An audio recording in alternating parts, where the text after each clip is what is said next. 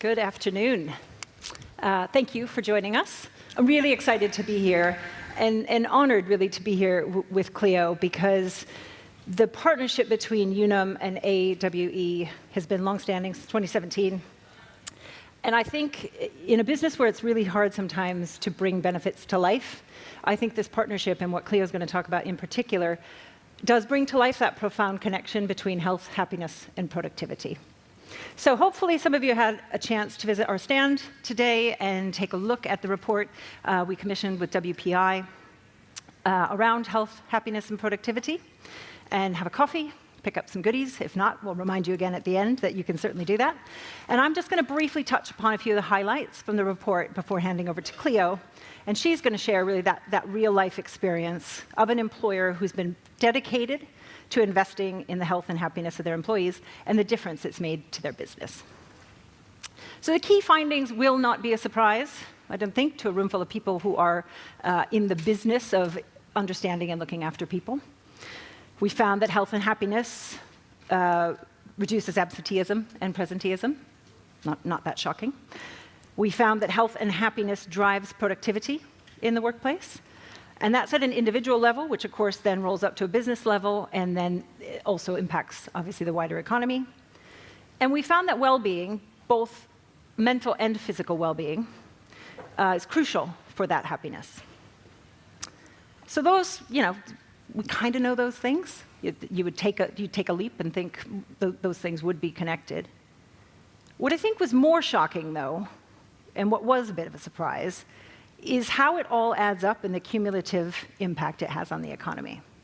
And so the question is, how much more do you think businesses in the UK could be making by having the number of unhappy people? So we know there's always going to be some unhappiness. But if we can improve the happiness of our workforces and make sure that more people come to work happy and healthy and therefore productive, the study actually found that's £13.7 billion to the economy. And we struggle. We struggle with productivity in this country. We struggle with finding enough people to do the work. And so if you can take the people you've already got and make them more productive by supporting their health and well-being and helping them be more productive, that seems like a pretty sound business case.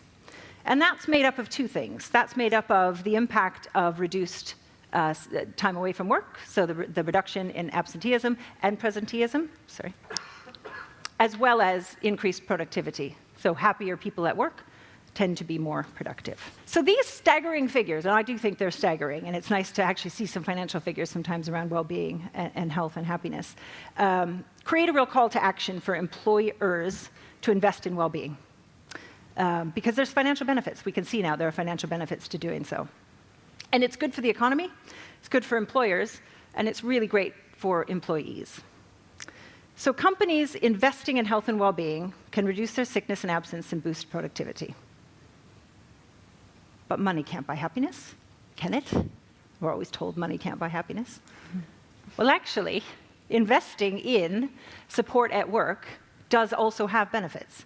So if you look at these statistics, again from the study, this is about employees with access to comprehensive support. So packages and benefits and things that support their well-being. 35% more likely to be happy at work. We know happiness equals productivity. 34% less likely to say they're looking for a job with a different employer. That helps retention. And 33% are less likely to report they have poor mental or physical health. So there again, you look at what's actually happening at the employee level. It's good for them, it's good for the business, and it's good for the wider economy. How do those happy people perform against their peers? Do you think that happy people miss less work than unhappy people? Again, that would be probably something we would all come to that conclusion. And actually, it's really powerful. Happy people, as we defined in the study, take, on average, 9 fewer sick days a year. They lose 5.5 fewer days to presenteeism. And the average person who says they're happy at work is 80% more likely, or 80% of them will say that they're very productive at work. So again, really, some statistics and some numbers that we can get our head around. But don't believe me. You don't have to buy it from me. I can sit up here and tell you numbers, and we can do a study that tells us whatever we want to tell ourselves. I think the most impactful way to demonstrate this is to hear from Cleo. So supporting health and happiness at work and supporting employees, we know helps business performance. We know it can make a positive impact on the economy. But actually, this is an employer who's really demonstrated that connection between employee well-being and their business results. So we've enjoyed a really rich and deep partnership with AWE since 2017. They have more than 7,000 employees, and we have partnered with them to leverage the offerings and the services and products that we already provide to help them really transform their well-being strategy.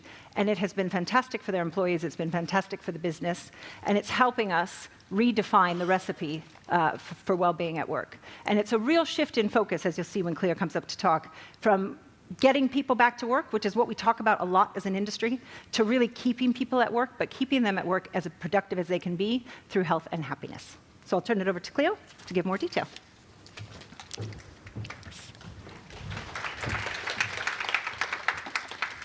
Thank you, Liz. I am delighted to be here to share with you what we've done with Unum over the last couple of years.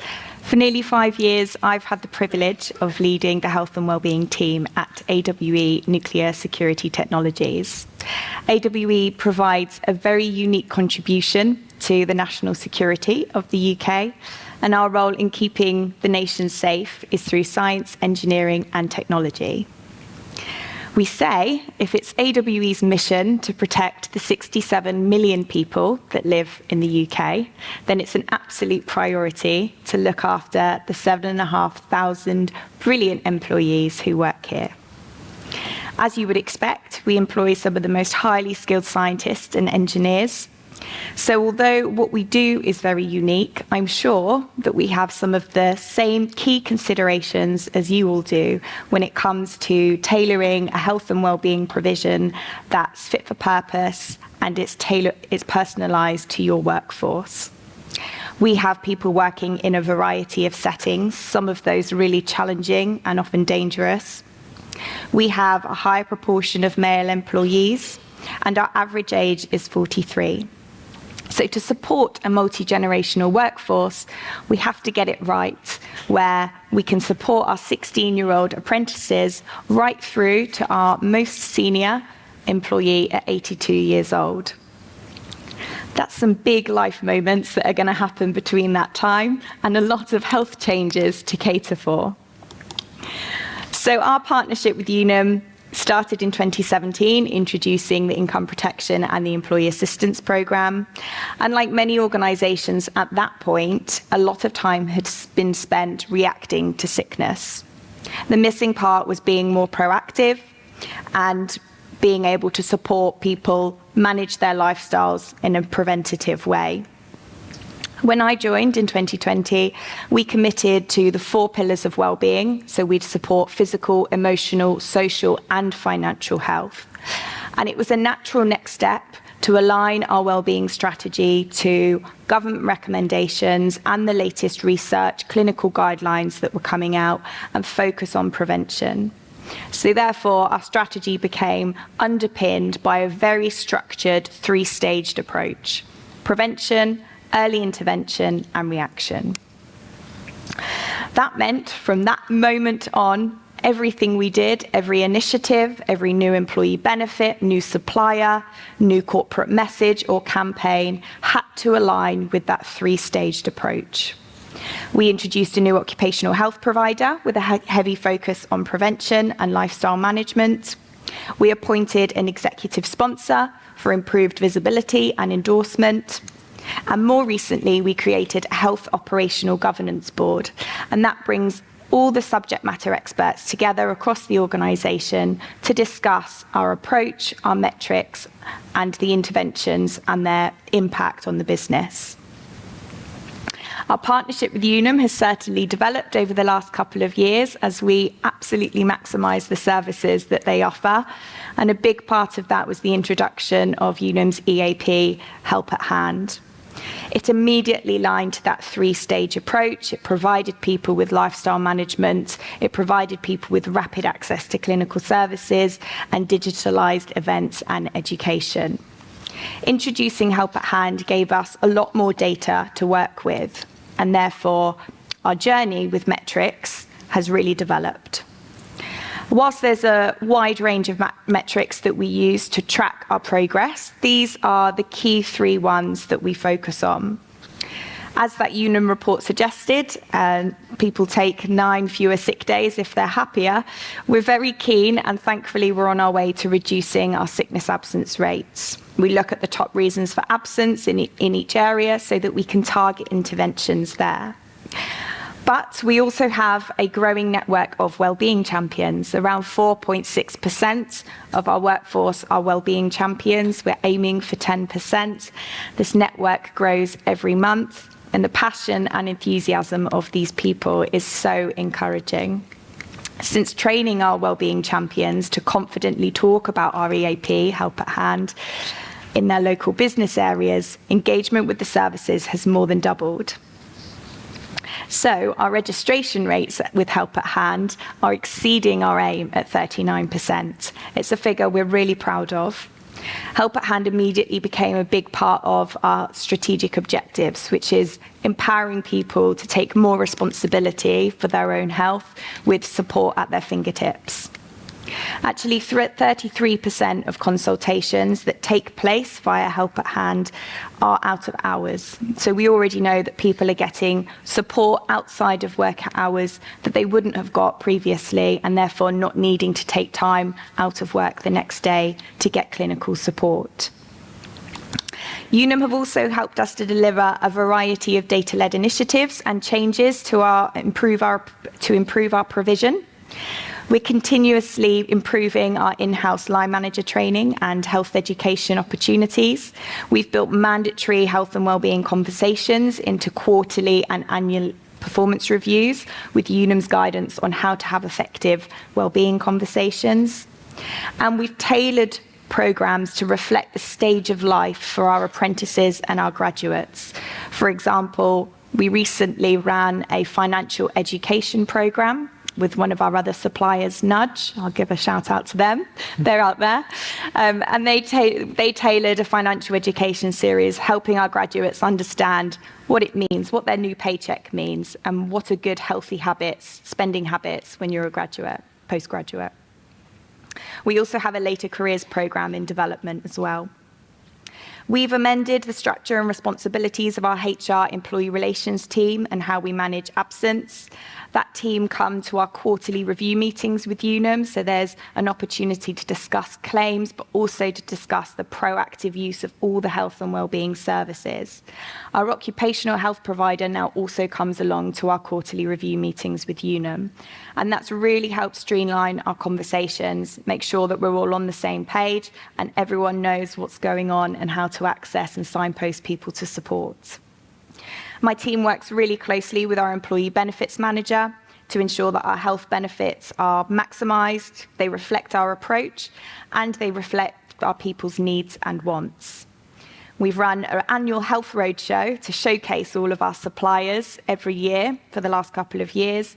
And this year, thanks to one of my colleagues' wonderful creativity, we've put on a couple more social wellbeing events, such as a hobby fair and an on-site escape room. Really fun. And the idea is to bring people together to try and develop relationships in the workplace to boost emotional health. Unum have also supported us with education for our established women's health and men's health group. They meet once a month to share experiences and also to learn about various health topics. So all of this, plus more, has contributed to us placing number 17 on the best companies list for the top best big companies to work for. We do believe that employee sentiment about wellbeing is a really important measure, and we complete an annual health and wellbeing employer audit with Unum every year, which keeps track of what we've promised we're going to do. It continuously pushes us to progress. We can see where we were last year, and we can do some forecasting of where we want to be next year. It also helps us benchmark, so it's a really worthy piece of work that we complete each year.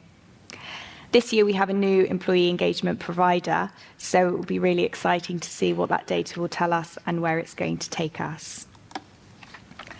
Lastly, I'll share what we plan to do next with Unum firmly by our side. We're going to be focusing on reducing the seasonal spikes of absence that we see with the help of Help at Hand and also with a winter health campaign. We're going to be focusing more on social wellbeing and events. We plan to introduce a parent support group and a carers support group. And we've also committed to projects on neurodiversity, supporting our veteran community and improving the use of our volunteering policy. So getting people to make the connection between volunteering, giving back to the community, and how beneficial it can be for our health and well-being. I'll just end on this point.